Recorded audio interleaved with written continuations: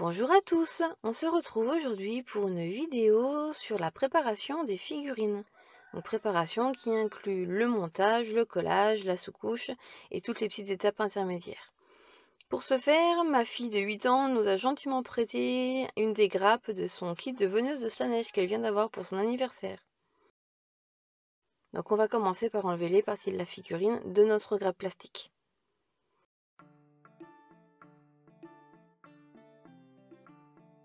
Et pour ce faire, on va se servir d'une pince coupante.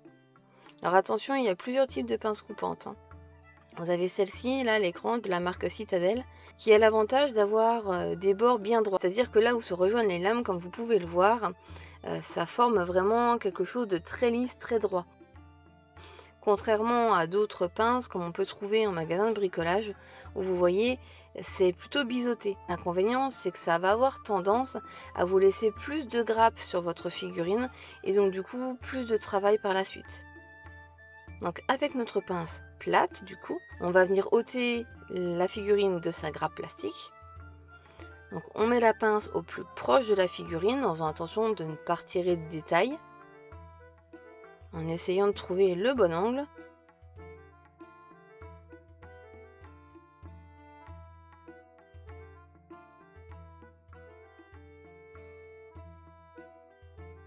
Et on répète l'opération pour les autres pièces.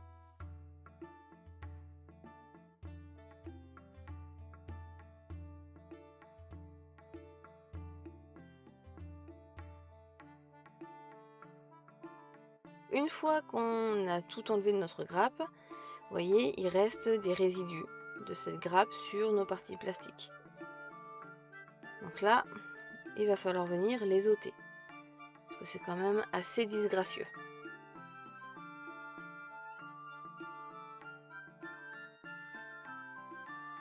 Donc on va prendre notre couteau de modélisme, avec une lame relativement affûtée quand même, et tout simplement on va venir gratter ces résidus.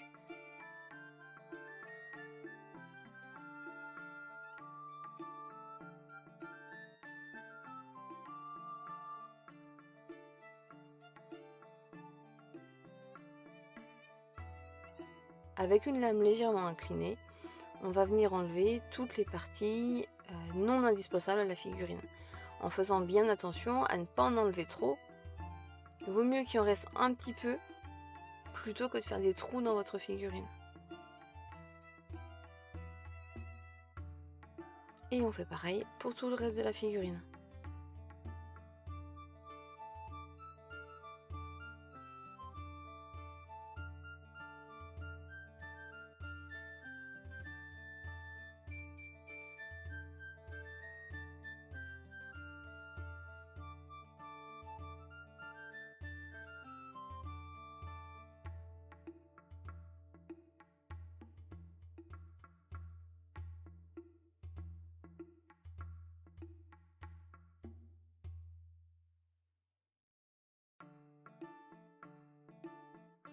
Une fois que c'est fait, moi j'aime bien passer un petit coup de goupillon sur l'ensemble de la figurine, puisque les bavurages, ça a tendance à laisser de la poussière de plastique, des petites particules un peu à des endroits où ça n'a rien à faire.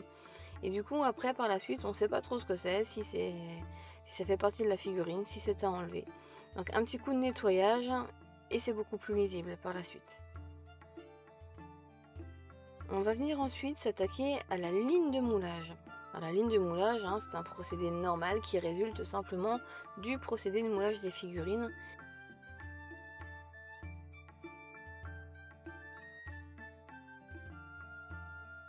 Donc toujours avec notre couteau de modélisme, on va venir gratter délicatement cette ligne, en faisant bien attention là aussi à ne pas enlever de détails. On voit bien une fois que ça a été enlevé, c'est quand même beaucoup plus joli que cette fameuse ligne qui passe en plein milieu de notre figurine.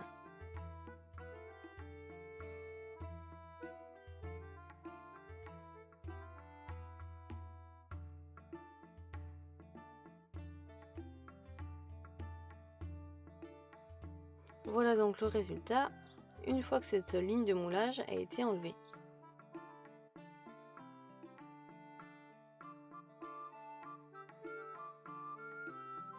on repasse un petit coup de goupillon pour retirer notre poussière. Alors ça c'est vraiment facultatif, hein. Moi je le fais parce que je suis assez maniaque. Après, j'en connais qui ne le font pas et pour qui ça se passe très bien.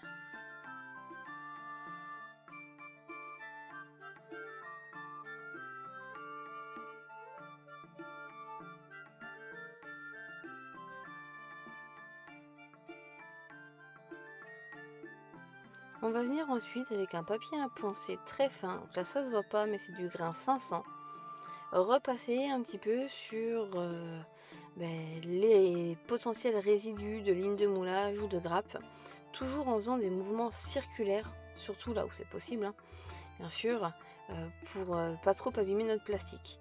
Alors plus votre chiffre de papier à poncer est grand, plus votre grain sera fin, c'est-à-dire que moins ça laissera de traces sur votre plastique. Alors ça, c'est comme le nettoyage au goupillon, c'est pas obligatoire. C'est vraiment si vous voulez un rendu hyper lisse ou d'être hyper maniaque comme moi. Après, c'est vrai que ça permet quand même d'aller à des endroits où on peut pas trop aller avec le couteau de modélisme. Là, par exemple, toutes les écailles qu'elle peut avoir sur le dos, au couteau, j'y suis pas allée, c'était pas possible. Là, avec mon papier à poncer, je vais pouvoir retirer la ligne de bavure qu'il y avait à l'intérieur.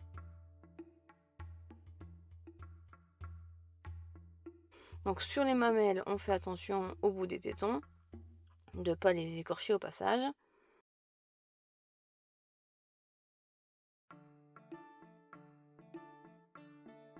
Et comme je vous le disais, on va s'occuper des écailles.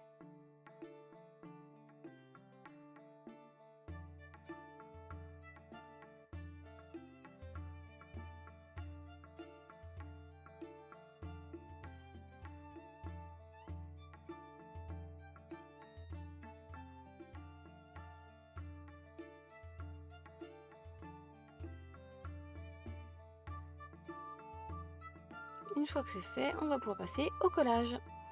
Donc avec de la colle plastique. Pourquoi de la colle plastique? Tout simplement parce que c'est une figurine en plastique. Trêve de plaisanterie, la colle plastique, elle va avoir un énorme avantage sur des figurines plastiques, c'est qu'elle va faire fondre en fait les deux parties sur lesquelles vous allez l'appliquer et ça va fusionner ensemble. Si bien qu'en cas de chute, ce sera très costaud. Contrairement à de la superglue, qui va avoir tendance à coller vos parties, certes, mais sans les faire fusionner. Donc au moindre choc, ça risque de se défaire. Donc avec notre colle plastique, on vient assembler les parties de notre figurine. Alors attention, hein, c'est pas utile d'en mettre en excédent. Un tout petit peu, ça suffit largement à faire tenir votre figurine. N'oubliez pas de remettre le petit capuchon sur la colle après chaque utilisation pour éviter qu'elle colle dans l'aiguille.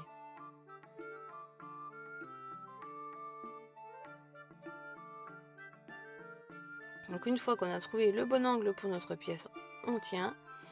Ça prend relativement vite à la colle plastique. Contrairement à la superglue, on n'a pas besoin de rester 10 minutes, un quart d'heure à tenir notre figurine sans rien pouvoir faire d'autre.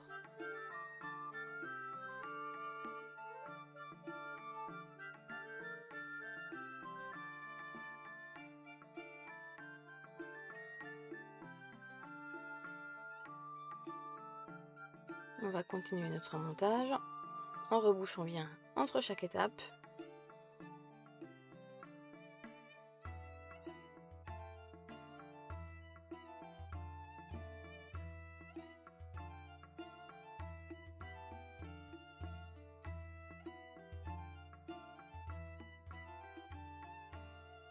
Donc on voit quand même que la jointure entre les pièces est relativement propre, hein.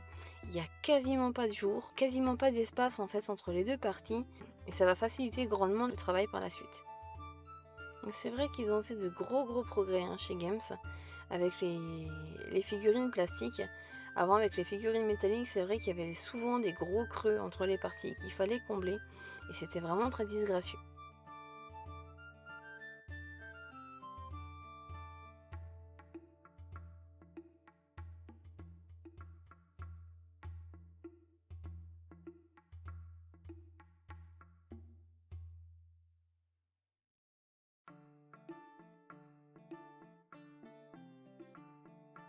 Une fois qu'on a fini de tout coller, on va bien laisser sécher avant de passer à la suite.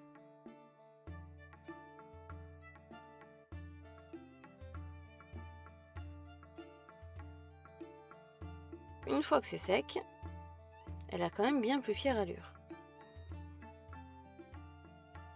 Donc, comme on disait tout à l'heure, il y a vraiment très peu de joints à combler entre les différentes parties qu'on vient d'assembler.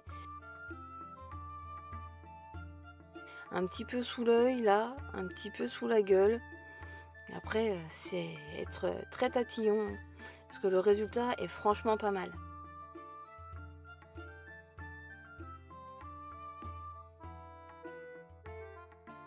Étant donné que là, il y a vraiment peu de choses à rattraper, je vais pas m'amuser à sortir le green stuff full milliput pour combler mes trous. Je vais me servir à nouveau de ma colle. Je vais venir en mettre une très fine couche aux endroits que j'ai envie de combler.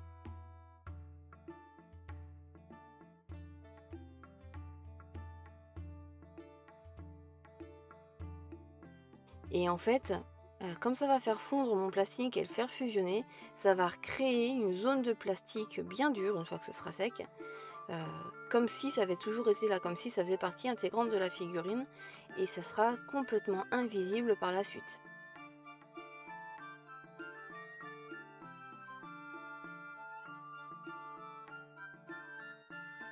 Ça va venir lisser les deux bords de votre figurine et ça n'y paraîtra absolument pas.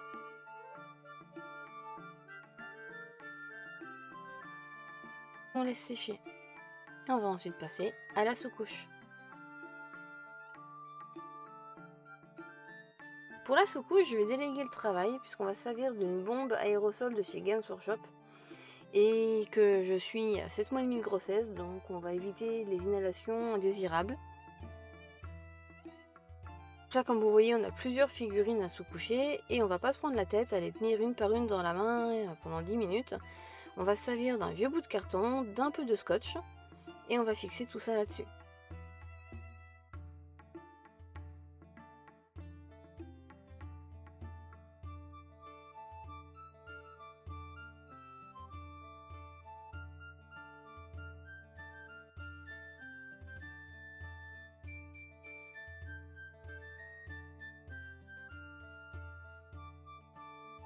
Et voici!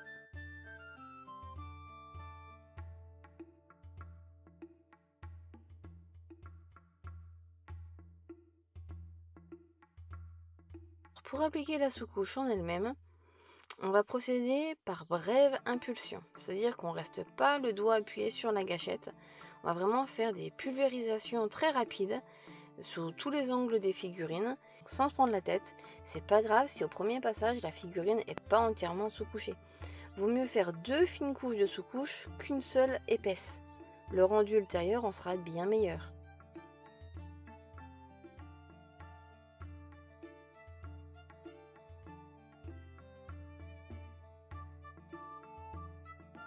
On laisse sécher entre nos couches et on vient retravailler les petites imperfections.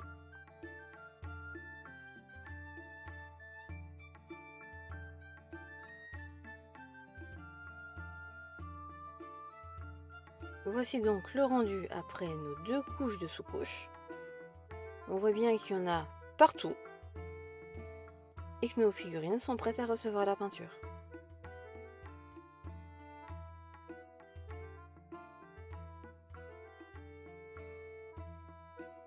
Voici donc notre veneuse entièrement terminée, montée, collée et bavurée et sous-couchée, prête à être peinte. Donc, comme je vous disais tout à l'heure, avec nos petits ajouts de colle à certains endroits, on a vraiment des surfaces lisses, parfaites, sans qu'on ait l'impression qu'on ait eu à y travailler quelque chose. On a vraiment un très beau rendu. Là, sous l'œil, on avait un petit écart et franchement, c'est invisible.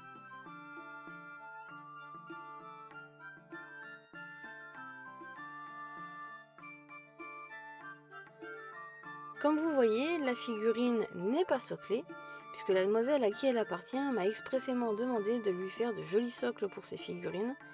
Et n'ayant pour l'instant absolument aucune idée de comment faire, je vais le laisser en suspens.